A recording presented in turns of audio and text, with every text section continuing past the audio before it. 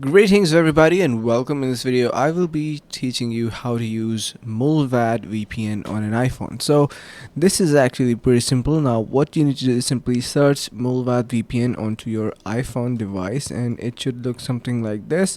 Once you have it, make sure to download this onto your iOS device, and then what we are going to be doing is, you can see, you will be able to see this kind of screen opened up in front of you. Once you open the application Mullvad VPN, simply create an account. You need to click onto this big button at the bottom of your screen, and then you are going to be simply adding your details, create your account and buy some credits. Once you do, you will be able to use your VPN. So it is going to be using a paid plan. Of course, it is not free, so make sure to keep that in mind. And if you have any type of question in your mind, feel free to let us know and I will be more than happy to assist you. So that's how basically you can use Mullvad VPN.